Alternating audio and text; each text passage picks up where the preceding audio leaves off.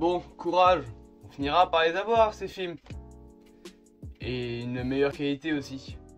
Salut à tous amoureux transmis du cinéma, bienvenue dans ce 6ème Radio 616 en retard, je sais, dû à des causes de perte de matériel et de maladie. Bref, la radio de l'actualité, celle qui vous fera danser, celle qui vous fera aimer le cinéma.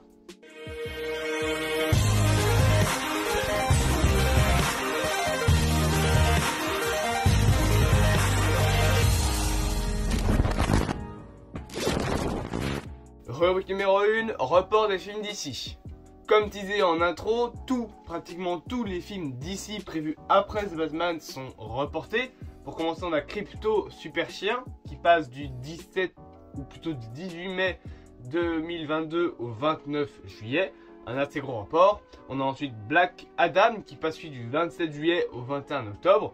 Aquaman 2 The Lost Kingdom, lui, est reporté au 17 mars 2023 au lieu du 14 décembre 2022, et The Flash, qui est reporté pour la 6ème fois, passe du 2 novembre 2022 au 23 juin 2023. Shazam 2 Fury of the God par contre est quant à lui avancé au 16 décembre 2022.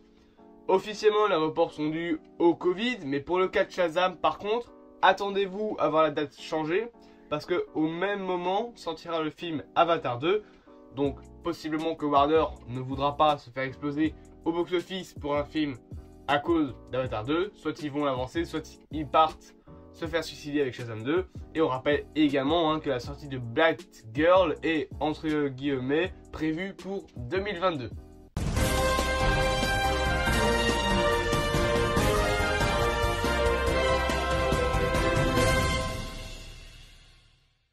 Flash Info, et pour rester dans les sujets de date de sortie, la suite de En eau trouble, nommée En eau trouble The Trench, d'après certaines personnes, se date au 4 août 2023 aux États-Unis. Le film Wonka, quant à lui, qui est donc un film sur l'origine du personnage de Willy Wonka, est daté maintenant à décembre 2023, il est reporté. La série Resident Evil, nouvelle série en live action sur l'univers des jeux vidéo, se date quant à elle au 14 juillet 2022. Donc dans pas si longtemps. Et on a aussi le film Scream 6 qui se date au 31 mars 2023, date américaine. C'est la fin de ce Flash Info.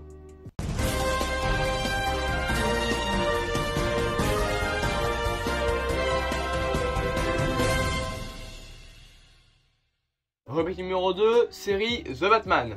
Or non, je ne suis pas en train de dire que The Batman 2 a été remplacé pour être une série, mais pour résumer, plusieurs séries spin-off, en plus du second film et du troisième film, donc The Batman, seraient en préparation. Premièrement, une série qui devait au départ raconter l'histoire d'un policier corrompu change totalement. Ça devient maintenant une série qui parlerait de l'asile d'Arkham. On parle de cette dernière d'ailleurs comme une série d'horreur en huis clos dans l'asile d'Arkham. Mais on a également une série prévue sur le Pingouin de Colin Farrell, et peut-être même une série sur Selina Kyle aka Catwoman. Et bien évidemment, on a le site ratalada.com qui cachait une surprise. Donc, voyez par vous-même ce que ça a donné. Et je rappelle également qu'un comics a été officialisé comme sortant cette année normalement, avec Riddler année 1, avec les origines du Riddler. Et c'est bel et bien un comics sur le film. Rubrique numéro 3, série Vikings. La série Vikings Valhalla, qui débarque bientôt sur Netflix, aura déjà le droit à une saison 2 et même à une saison 3. Le tournage ayant commencé pour la saison 2 en 2021 et ayant fini il y a très peu de temps, on attend possiblement une sortie de la saison 2 en 2023 et possiblement pour la saison 4, une sortie en 2024-2025 au plus tard. Rubrique numéro 4, avenir de la 20th Century Fox.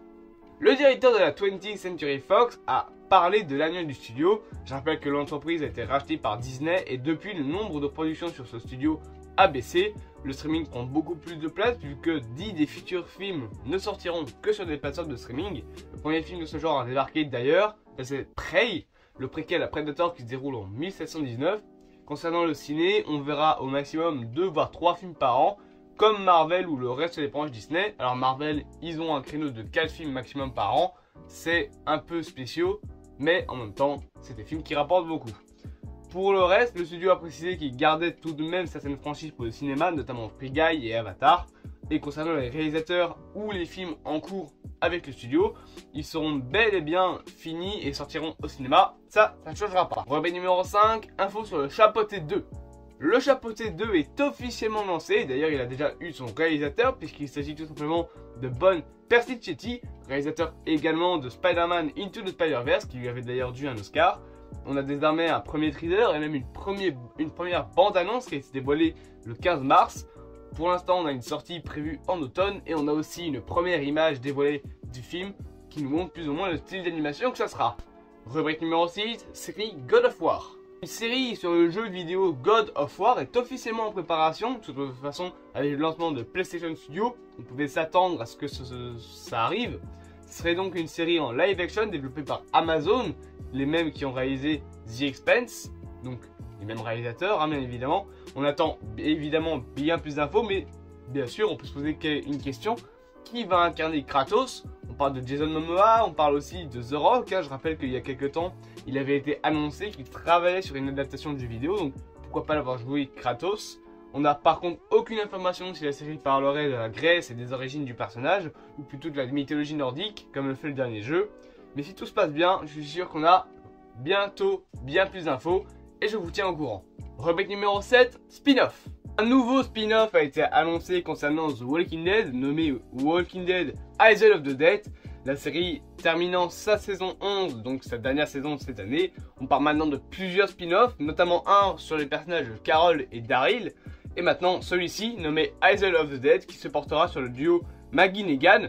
Alors, du coup, on sait que les deux personnages ne vont pas mourir, c'est un peu débile d'annoncer ça en pleine diffusion de la dernière saison, ça rajoute un peu de suspense, les acteurs ont dit exactement la même chose. Je rappelle que deux spin-offs, Fear the Walking Dead et Walking Dead World Beyond sont déjà présents sur Amazon Prime Video et qu'une trilogie de films est prévue concernant le personnage de Rick Grimes. Rubrique numéro 8, Blade. Selon une rumeur de Cosmic Circus, un site tout de même bien informé, mais prenez quand même des pincettes, Mahershala Ali, le futur Blade du MCU, pourrait faire sa première apparition cette année dans l'épisode qui a été officiellement annoncé spécial Halloween Werewolf by Night. Bon, techniquement il est déjà apparu avec Black Knight dans Eternals, mais c'était que sa voix. Rubrique numéro 9, reboot Daredevil. Un futur reboot de la série Daredevil avec Charlie Cox serait en préparation en tant que série Marvel Studios. Je rappelle que Matt Murdock est déjà présent dans No Way Home. On parlerait pour cette nouvelle série d'un soft reboot, donc possiblement le retour de personnages comme le Caïd de Vincent D'Onofrio, vu notamment dans Hawkeye, et peut-être même revoir des personnages des Defenders comme Jessica Jones à voir dans le futur. Rubrique numéro 10, infos en vrac. Survolons quelques petites infos en vrac. Je peux notamment vous dire qu'un film d'animation sur la pâte à modeler Play-Doh est en préparation. Alors oui, je comprends vraiment pas le délire, moi non plus. Je trouve que c'est surtout prendre les gens un peu pour des cons, mais c'est pas grave. Et n'oublions pas l'ultime info pour terminer sur Radio Terre 616. L'acteur Christopher Lloyd a déclaré avoir été casté pour jouer dans la 3e saison de The Mandalorian. Je rappelle bien évidemment qu'on connaît Christopher Lloyd pour son rôle dans les Retours vers le futur.